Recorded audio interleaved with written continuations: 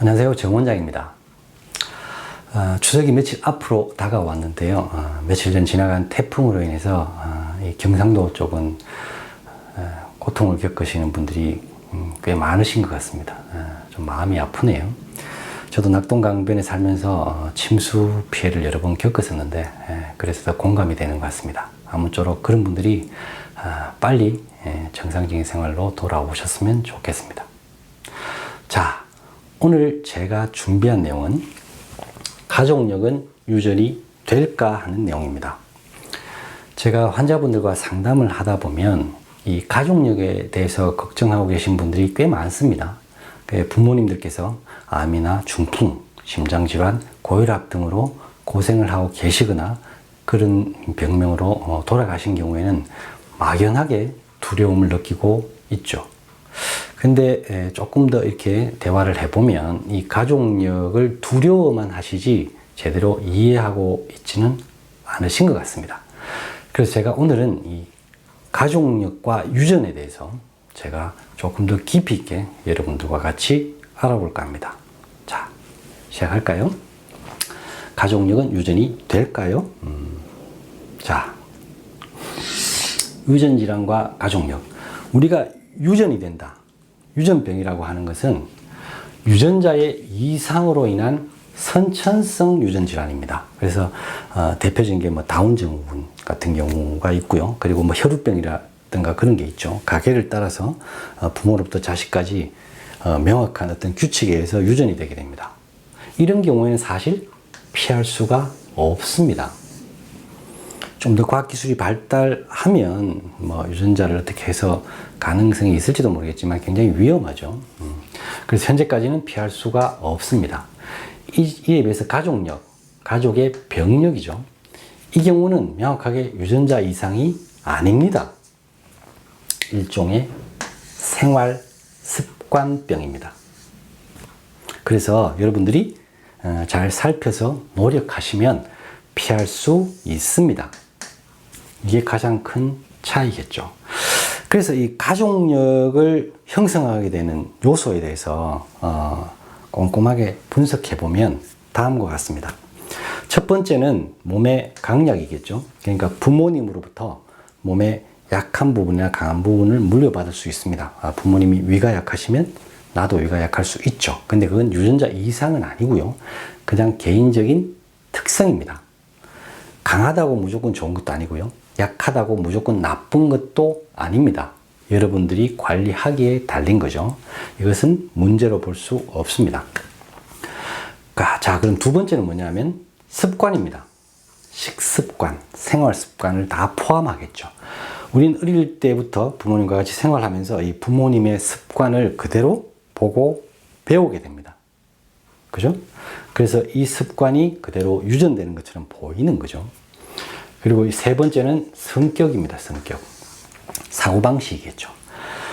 긍정적이거나 아니면 좀 비관적이거나, 그죠? 내성적이거나 외향적이거나, 그리고 어떤 사건이나 일을 만났을 때 스트레스를 해소하는 방향, 세상 일에 대처하는 어떤 사고방식, 이런 것들을 우리가 부모님으로부터 보고 배우면서 물려받게 되죠.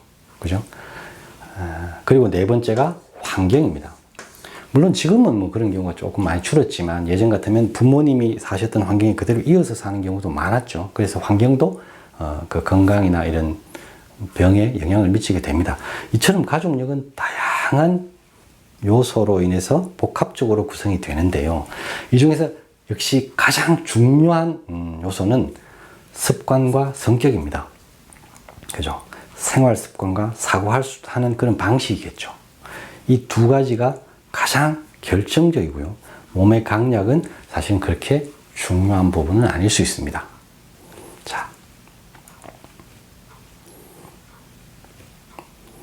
자, 제가 이렇게 대화를 하다 보면 역시 가장 걱정하시는 가족력은 이런 거죠. 암, 중풍, 심장질환. 그죠? 몇 번 말씀드렸지만 저에게도 암이 가족력입니다. 저희 할머니도 암으로 고생하셨고 저희 부친도 암으로 돌아가셨기 때문이죠. 그렇게 보면 저희 집에는 가족력이 암이 있는 거죠. 자, 그럼 과연 암은 유전일까요? 피할 수 없을까요? 자, 그럼 우리가 이런 질문을 한번 해볼 필요가 있겠죠. 왜 현대에 와서 암이 폭증할까요? 만약 혈우병처럼 유전자에 명확한 이상이 있으면 현대에 와서 폭증하는 것은 말이 안 되죠. 그래서 유전자가 암의 원인일까요? 아닙니다. 유전자의 문제가 아닙니다. 그죠? 자, 그럼 스트레스가 원인일까요?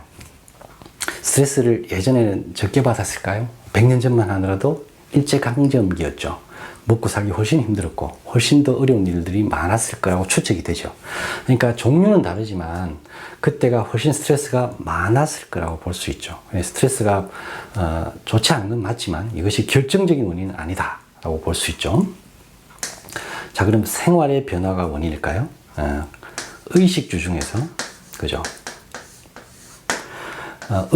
옷은 뭐 영향을 주긴 하겠지만 아주 미미하다고 볼 수 있고, 집도 사실은 자연과는 많이 멀어져서 좋지 않은 건 맞지만 또 그렇게 결정적으로 보긴 어렵죠. 역시 음식입니다. 그죠? 식문화가 가장 많이 변했고 가장 결정적으로 건강을 해롭게 하고 있죠. 그죠? 자, 그리고 환경. 자, 뭐 대기오염도 많이 심해졌고요. 토양오염도 심해졌고 각종 화학 합성 이런 물질들이 넘쳐나면서 분명히 이 환경도 굉장히 오염된 건 사실입니다. 그래서 제가 볼 때는 이 생활의 변화가 가장 중요하고요. 그리고 이 환경의 변화, 그리고 마지막으로 이 스트레스, 이 세 개가 아마 이 암이 폭증하게 된 원인이라고 생각합니다. 결국 유전자의 원인으로 보기는 어렵다는 거죠. 자, 다음 중풍을 좀 알아볼까요? 중풍에는 뇌출혈과 뇌경색 두 가지가 있는데요. 둘 다 중풍으로 보죠. 근데 예전에 1980년대 이전까지만 해도 이 뇌출혈이 중풍의 대부분이었습니다. 그런데 이제 1900년대 후반 2000년대 넘어오면서 이 뇌경색이 중풍의 대부분입니다. 이렇게 원인이 바뀐 거죠. 뇌출혈은 뇌경색과 발병 원인이 정반대에 가깝습니다. 전혀 다르죠. 그렇기 때문에 이 중풍이 유전된다? 이것도 사실은 말이 안 됩니다. 그죠? 자, 그리고 심장질환.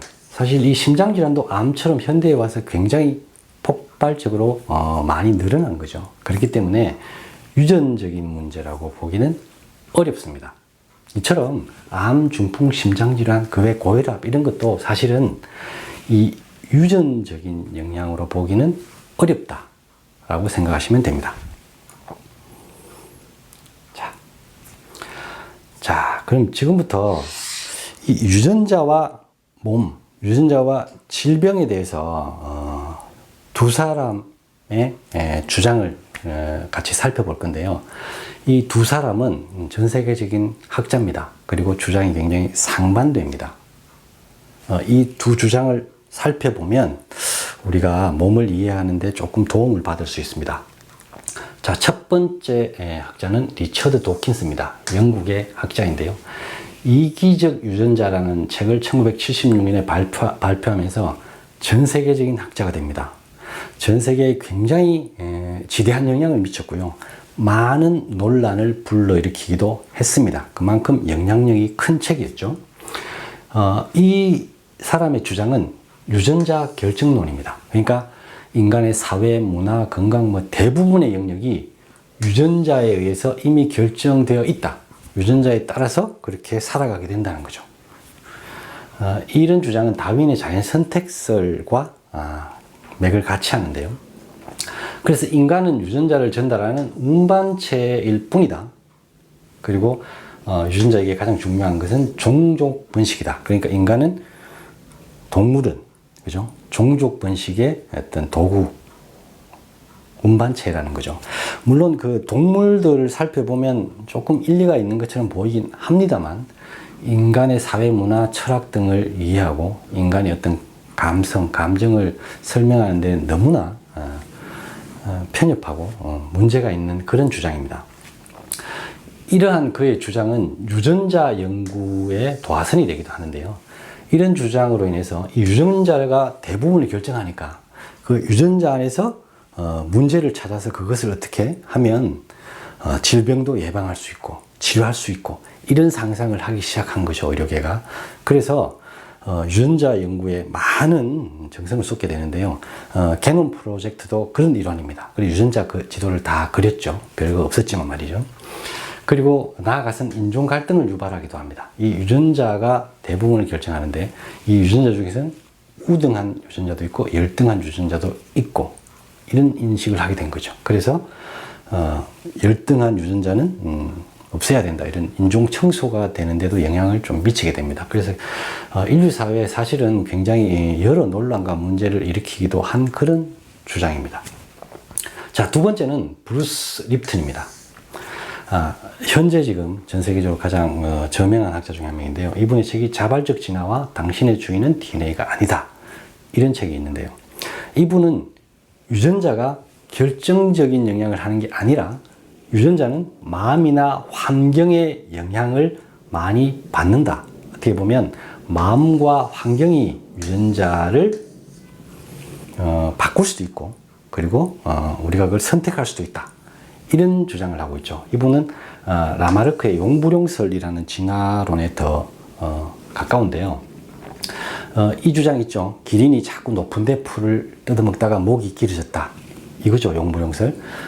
다윈은 그 중에 긴목 기린이 돌연변이로 나타나서 걔네들이 계속 살아남게 됐다. 이런 주장인데 사실 이 용불용설은 그 후천적으로 얻어진 형질이 유전되는 걸 설명을 못했기 때문에 제대로 그 당시에는 이 다윈에 밀리게 됐죠. 근데 지금은 다시 조명받고 있습니다. 이젠 이게 설명이 되거든요.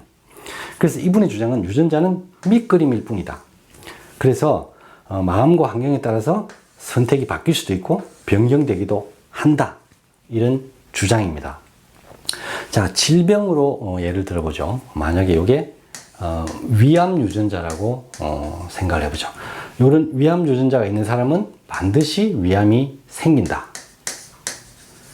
그래서 의료계에서는 이것을 어떻게 하면 이걸 예방할 수 있다. 이런 발상을 하게 된 거죠.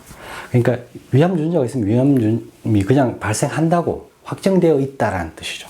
그래서 저걸 막 찾았다고 요즘도 뭐 이상한 그 유전자 찾았다고 많이 얘기를 하죠. 사실은 이런 발상입니다. 근데 이 브루스 립튼 같은 경우에는 유전자가 이렇게 있는데요. 요거는 건강한 위, 그리고 요거는 위험 유전자, 요거는 위암 유전자. 요렇게 있어서 어느 유전자를 활성화할지는 이 마음과 환경이 결정한다는 거죠. 그래서 여러분들의 마음과 환경이 건강한 위의 유전자를 켤 수도 있고요. 위험 유전자를 켤 수도 있고 더 생활이 좋지 않으면 위암 유전자를 켤 수도 있습니다. 결국은 마음과 환경에 어느 정도 달려있다라는 거죠. 지금 현재 가족력을 이해하고 해보면 이분의 주장이 더 뒤에 나오기도 했습니다만 훨씬 일리가 있고 앞으로 아마 어느 정도 영향을 많이 미칠 겁니다. 자, 그럼 다음 페이지로 한번 가볼까요? 자, 그러면 병과 유전자와 생활환경, 그러니까 이 질병에는 유전자와 생활환경 이 두 가지 중에서 어느 것이 더 결정적인 영향을 미칠까, 이걸 알아봐야 되겠죠. 그래서 제가 세 가지 사례를 설명드리겠습니다. 자, 첫 번째가 오키나와 장수촌에 관한 이야기인데요. 이건 제가 몇 번 말씀드렸죠. 오키나와의 2차 대전 후에 미군 부대가 점령을 하면서 이 세계적인 장수마을이 어느 정도 짧은 시간에 몰락하게 됩니다. 그죠? 그게 이제 음식과 장수를 연구하게 되는 계기가 되기도 했죠. 오키나와의 장수촌을 보면 노년층들에 비해서 이 젊은 층은 훨씬 빠르게 미국의 식문화를 받아들이게 됩니다. 그리고 노년층은 상대적으로 보수적이고 변화를 잘 안 좋아하니까 예전에 건강한 일본식 식습관을 그대로 유지를 하게 되죠. 분명히 유전적으로는 비슷하잖아요. 근데 극명하게 대조되게 됩니다. 노년층은 질병도 적고 건강하고 장수하게 되죠. 그런데 이 젊은 층은 질병도 많고 비만하고 그리고 건강 상태도 좋지 않고 그리고 수명이 많이 단축되게 됩니다. 만약 가족력이라면, 그죠? 이렇게 되긴 어렵겠죠. 그리고 두 번째는 하와이 이주민에 대한 이야기인데요. 존 맥두걸 박사의 책에 보면 나옵니다. 이분이 하와이에 가서 의사생활을 시작하게 되는데 거기서 이주 세대들을 보면서 본인이 많은 걸 느끼게 되죠. 이 노년층 이주 1세대는 그들이 원래 살던 곳에 그 식습관을 그대로 가져와서 잘 바뀌지 않습니다. 그래서 소식하고 굉장히 담백하게 먹죠. 근데 이에 비해서 젊은 층 2세대 그리고 3세대는 이 하와이의 미국식 문화를 빠르게 흡수합니다. 그래서 비만해지고 질병도 많이 생기고 건강도 안 좋아지고 그리고 수명도 많이 짧아지게 되죠. 분명히 가족이잖아요. 그죠? 이렇게 유전자는 내려갔는데 전혀 다른 그런 질병의 양상을 보이게 됩니다. 그래서 이 사건을 계기로 존 맥두걸은 음식과 건강에 대한 것을 본격적으로 관심을 가지게 된 거죠. 자, 이 두 가지보다 훨씬 재밌는 그런 사례를 하나 설명을 드리겠습니다. 일본이 오키나와의 사례를 보면서 이 음식과 건강에 대해서, 수명에 대해서 관심을 가지기 시작했죠. 그래서 그것을 좀 더 명확하게 하기 위해서 하나의 굉장히 창의적인 조사를 하게 됩니다. 그게 뭐냐면요. 일란성 쌍둥이, 그러니까 유전자가 똑같죠. 일란성 쌍둥이는 하나의 유전자에서 그렇게 생겼으니까 말이죠. 이 일란성 쌍둥이를 추적 조사하게 됩니다. 일본도 2차 대전에 패망한 이후에 고아들이 굉장히 많았겠죠.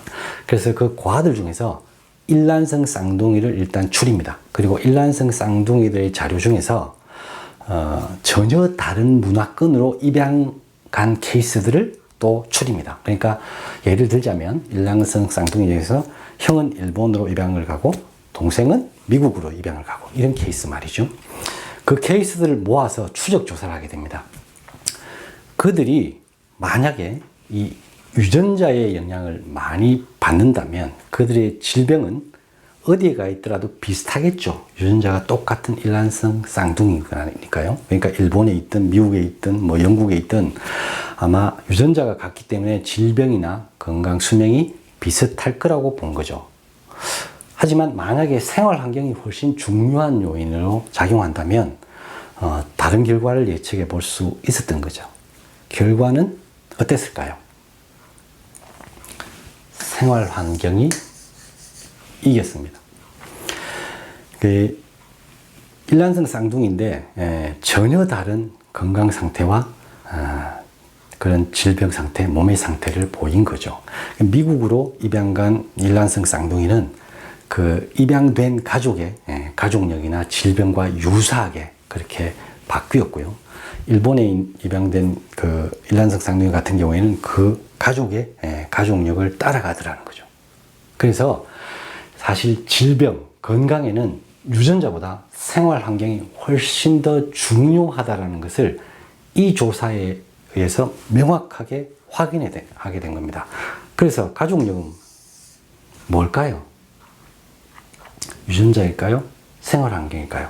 이 세 가지 사례를 보면 명확하게 가족력은 생활 환경의 지배를 훨씬 많이 받습니다. 자, 이해가 되시죠? 자, 그래서 마지막 페이지입니다. 핵심을 정리해 보면요. 첫째, 가족력은 유전병이 아니다. 그죠? 노력하면 피할 수 있는 생활 습관병입니다. 어릴 때 우리가 잘 모르고 그냥 배웠던 그 부모님으로부터 보고 배웠던 그런 습관들 중에서 건강에 해롭거나 그런 요소는 여러분들이 힘이 드시더라도 의도적으로 바꾸시면 여러분들은 가족력에서 벗어나실 수 있습니다. 그죠?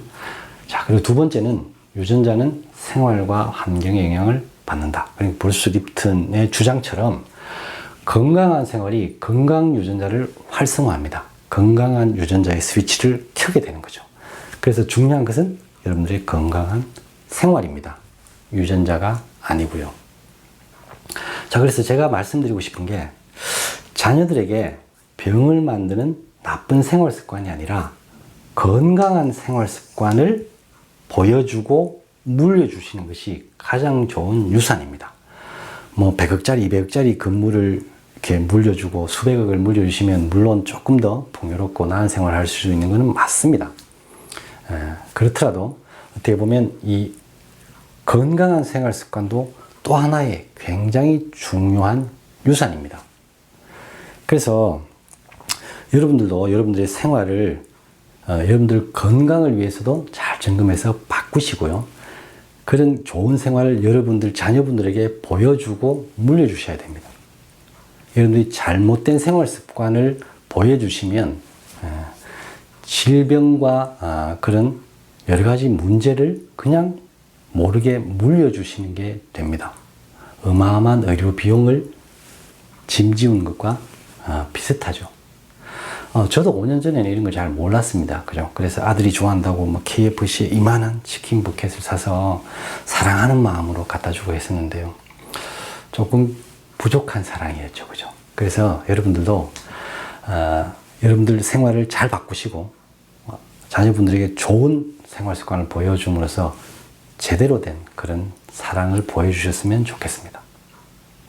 자, 오늘 제가 가족력과 유전에 대해서 여러분과 같이 알아봤는데요. 가족력을 걱정만 하지 마시고 여러분들의 생활을 점검하고 건강하게 바꾸십시오. 그러면 여러분도 건강해지고 여러분의 자녀도 건강해질 수 있습니다. 자, 오늘도 저의 영상을 시청해 주셔서 대단히 감사합니다. 아무쪼록 여러분들에게 작은 도움이 됐으면 좋겠네요. 감사합니다.